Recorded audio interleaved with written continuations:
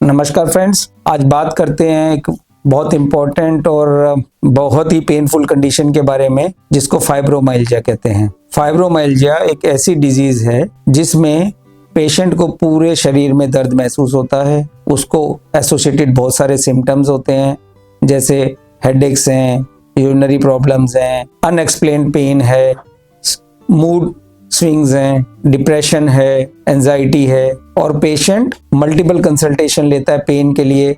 Wide spread pain होता है पूरे शरीर में और मरीज अपनी डे टू डे एक्टिविटी नहीं कर पाता अगर ये फाइब्रोमाइल्जिया एडवांस हो। मैंने एक 27 इयर्स का यंग बच्चा देखा था जिसे मैं कभी नहीं भूलता हूँ। IIM करके 2 साल से घर पे है और वो बेड से नहीं उठ पाता, चल नहीं पाता, सारा दिन फटीक है, पेन है, अनएक्सप्लेन्ड पेन है, 4 कदम नहीं चल पाता है। इसको फाइब्रोमाइल्जिया कहते हैं। तो ये बहुत ही खराब कंडीशन है और पेशेंट की ऑक्यूपेशनल हेल्थ को, मेंटल हेल्थ को, हर चीज को अफेक्ट करता है। तो आज इसके बारे में समझेंगे। अब फाइब्रोमाइल्जिया के कॉजेज के बारे में बात करते हैं। यूजली इसमें कोई ट्रिगर होता है। ट्रिगर मेनली स्ट्रेस होता है, चाहे वो वर्क प्लेस का हो, फैमिली में कुछ स्ट्रेस हो या पर्सनल रिलेशन हो, वो स्ट्रेस होता है। स्ट्रेस की वजह से डिप्रेशन होता है, क्रोनिक फटीक होती है कि सारे शरीर में थकावट, गिरना, धीरे धीरे पेशेंट अपने आप को विड्रॉ करता है और फिर उसको शरीर में पेन होने लगता है और पेन कहीं से भी स्टार्ट हो जाता है। इसको सेंट्रल लोकलाइजेशन ऑफ पेन बोलते हैं। कभी कभी किसी पेशेंट्स को बड़े अजीब तरीके के पेन होते हैं। एक पेशेंट हमने देखा था, उसको यूरेथ्रा में, पेशाब करने की नलकी में पेन होता था। मल्टीपल यूरोलॉजिस्ट को दिखाने के बावजूद भी कोई कारण नहीं मिलता था। इसको localization, central localization of pain कहते हैं। किसी को किसी पार्ट में होने लगता है, किसी को हेडेक होने लगता है, किसी को लैट्रिन के समय पेन होने लगता है, किसी को पेशाब करते समय पेन होने लगता है, किसी को बैक पेन। तो इस तरह किसी भी शरीर के हिस्से में मेजर लोकलाइजेशन होती है और फिर उसके साथ साथ सारे शरीर में दर्द होने लगता है। इसके अलावा जेनेटिकल कॉजेज कहते हैं इसके होते हैं कि जो वंशों में चलता है, अगर एक पीढ़ी को है तो आगे वाली पीढ़ी को होने का खतरा बना रहता है। पुअर स्लीप एक बड़ा रीजन होता है। अगर आप किसी भी वजह से, वर्क स्ट्रेस है या किसी और रीजन से स्लीप प्रॉपर नहीं ले रहे हैं तो वो फाइब्रोमाइल्जिया ट्रिगर का एक बड़ा रीजन होता है।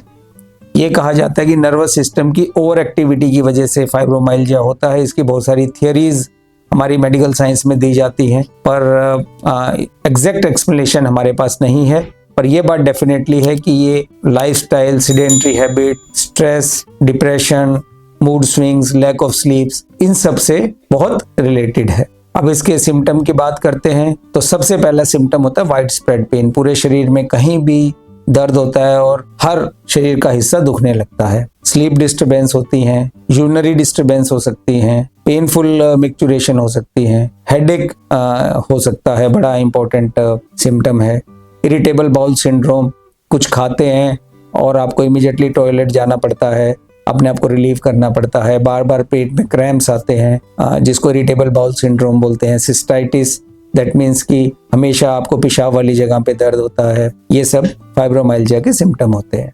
Inability to focus on your work, एक काम पे लंबे समय तक फोकस नहीं कर पाते हैं। मूड स्विंग्स, ये सब भी फाइब्रोमाइल्जिया के सिम्टम होते हैं। अब आते हैं ट्रीटमेंट के बारे में। सबसे पहले मेडिसिन दी जाती हैं, ये न्यूरोपैथिक मेडिसिन होती हैं और मूड स्टेबलाइजर मेडिसिन होती हैं। फाइब्रोमाइल्जिया में पेन किलर्स का बहुत ज्यादा रोल नहीं होता है, क्योंकि पेन किलर अगर लंबे समय तक लोग खाते हैं तो उससे किडनी डैमेज होने के चांस रहते हैं। हमारे पास पेशेंट्स आते हैं जिनके क्रिएटिनिन बहुत खराब हुए होते हैं, लंबे समय से 5-5, 7-7 साल से कॉम्बिफ्लेम, ब्रूफेन, वोवरोन, इस तरह की गोलियां खा रहे हैं और डेली खा रहे हैं, तो किडनी डैमेज एक रियल रिस्क है। तो पेन किलर का वैसे भी इसमें कोई बहुत इंपॉर्टेंट रोल नहीं है। न्यूरोपैथिक मेडिसिन जैसे गाबापेंटिनोइड्स, प्रीगाबालिन्स विद मूड स्टेबलाइजर्स का इनमें रोल है, क्योंकि इसमें एंजाइटी और डिप्रेशन एक इम्पोर्टेंट कंपोनेंट है फाइब्रोमाइल्जिया का। तो anti anxiety drugs, anti depressant drugs जिनका पेन में रोल है, जैसे डुलोक्सिटीन है, मिप्रामिन्स हैं, वो सब कॉम्बिनेशन में दी जाती हैं।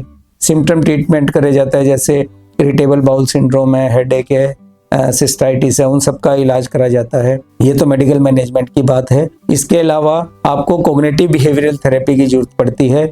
ये इस पे फोकस करना बड़ा जरूरी है, क्योंकि हमारे देश में इस चीज की एक्सेप्टेंस बहुत पुअर है। बेसिकली कॉग्निटिव बिहेवियर थेरेपी का मतलब है कि साइकोलॉजिस्ट आपको सेशंस देते हैं, आपकी प्रॉब्लम को समझते हैं, आपकी एंजाइटी के कॉज को, स्ट्रेस के कॉज को मल्टीपल सिटिंग करके ठीक करने की कोशिश करते हैं।